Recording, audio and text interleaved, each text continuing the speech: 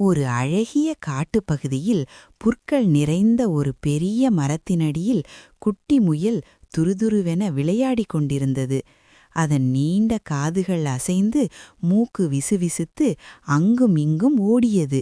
திடீரென்று அது ஒரு அழகான வண்ணத்துப் பூச்சியை பார்த்தது.